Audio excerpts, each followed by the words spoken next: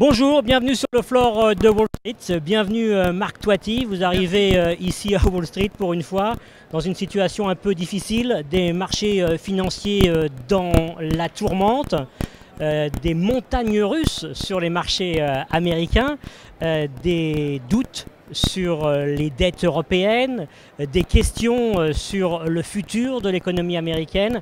Est-ce que c'est vraiment une crise grave qui va continuer dans les semaines qui viennent ou est-ce qu'on est proche de la fin ?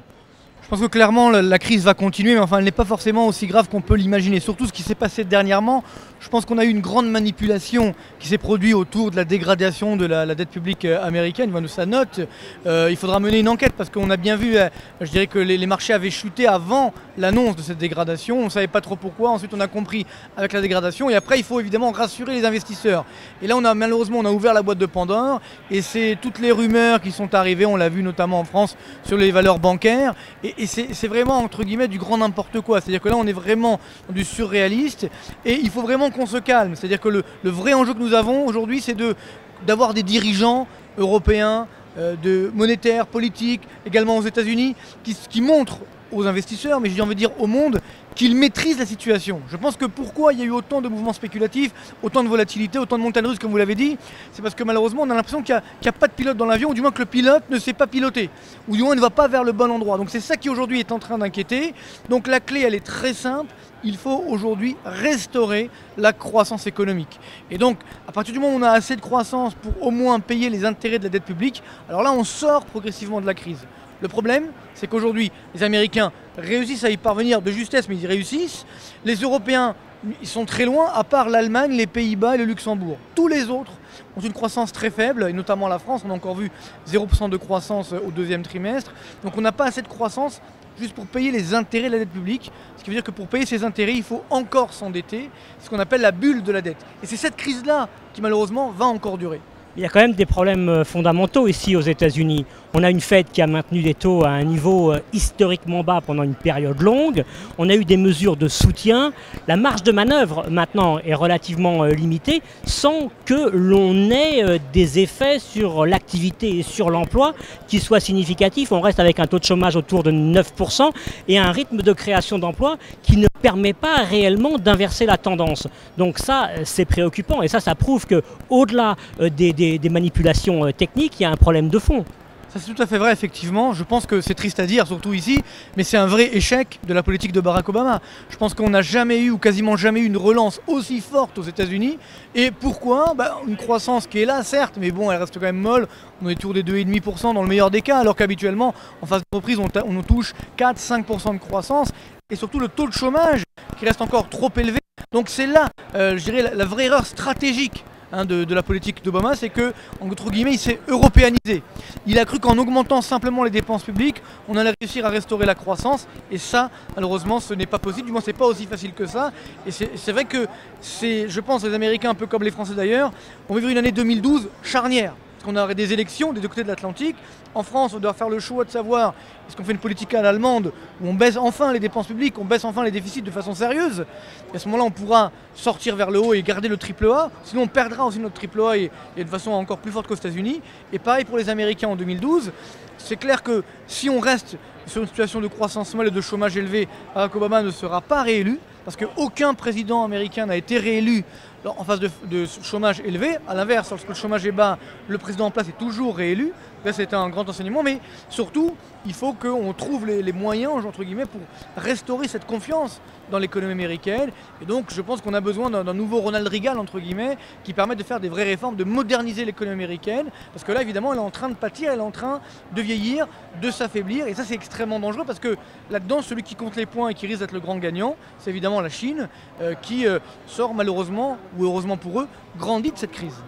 Alors la zone euro maintenant, là aussi des turbulences, le problème est un peu différent.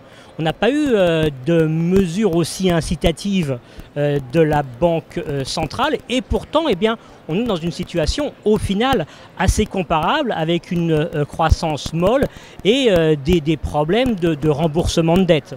Ah oui, alors là, malheureusement, en Europe, c'est, j'ai envie de dire, beaucoup plus grave. À part en Allemagne, aux Pays-Bas et au Luxembourg, encore une fois, qui sont les seuls pays qui arrivent à rembourser leurs intérêts de la dette sans difficulté. Mais le vrai problème, c'est qu'on l'a encore vu dernièrement. On était en pleine crise grecque, etc. Et la Banque Centrale Européenne a encore augmenté les taux d'intérêt. L'euro reste trop fort. Et donc c'est ça qui montre que malheureusement, il n'y a pas de gouvernance dans la zone euro. C'est ça le vrai échec de la zone euro et le vrai danger. C'est qu'on le sait depuis la création de l'UEM. S'il n'y a pas de gouvernance de la zone euro, s'il n'y a pas un minimum entre guillemets, de fédéralisme, d'union politique, d'harmonisation des conditions fiscales, réglementaires, une politique monétaire également qui ne regarde pas que l'inflation, qui s'occupe aussi un peu de la croissance, si on n'a pas tout ça, la zone euro malheureusement est vouée à l'échec. Donc c'est là le vrai enjeu qui nous attend, surtout en 2012, parce qu'on verra ce que fera la France à ce moment-là. Mais c'est clair qu'on a besoin, je pense, de sauver aujourd'hui la zone euro, même si c'est un mot un peu fort, mais c'est vrai que si on continue comme ça, dans quelques années, la zone euro sera vraiment en danger de vie, entre guillemets. Et donc c'est pourquoi on doit aujourd'hui absolument prendre le taureau par les cornes. En fait, les marchés, on voit bien, qu'est-ce qu'ils veulent? Ils veulent qu'on leur donne des directions. C'est un peu comme des enfants, hein. Tant qu'on leur dit rien, ils font un peu ce qu'ils veulent.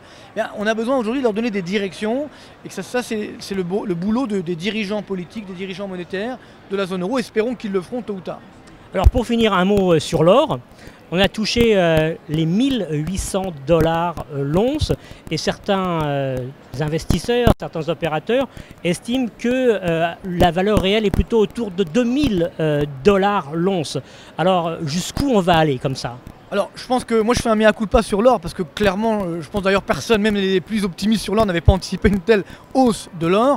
C'est vrai que le problème qu'on a, c'est que compte tenu de cette crise, l'or joue sa valeur refuge, malgré qu'on n'a pas beaucoup d'inflation, qu'on n'a pas non plus, j'ai envie de dire, une récession mondiale. Faut pas oublier, aujourd'hui on a quand même 4% de croissance mondiale, c'est quand même pas rien. Donc ça ne justifie pas un or aussi cher. Mais dans l'inquiétude, dans l'expectative, évidemment, les investisseurs cherchent des valeurs refuges et l'or, évidemment, il est là. Alors pourquoi on parle de 2000 $ l'once?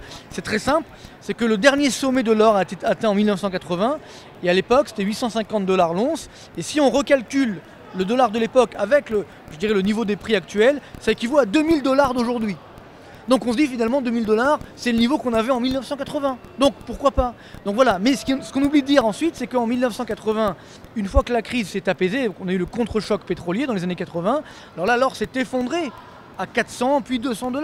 Donc c'est ça, le rôle de l'économiste, il n'est pas simplement de dire oui, faut spéculer, etc. Non, il est aussi de dire et surtout de dire attention, l'or aujourd'hui est cher, donc est-ce que ça peut monter à 2000? Pourquoi pas? Là on est vraiment encore une fois comme sur les marchés boursiers dans un mouvement très spéculatif, mais ça ne reflète pas une réalité économique. Je pense que c'est ça qui est important de dire. Bien sûr, si demain c'est la fin du monde, à ce moment-là, pourquoi pas, il faut acheter de l'or, mais à la rigueur on s'en fiche un peu, mais ça c'est le vrai enjeu. Par contre je pense que le plus important c'est de garder une croissance relativement élevée, de garder surtout la confiance. Et à ce moment-là, l'or, il ne va pas s'effondrer, mais il baissera un petit peu. Ça me paraît clair. Merci Marc Toiti. Bon séjour ici à Wall Street. C'est un plaisir de venir vous voir. Et à très bientôt. À très bientôt, merci.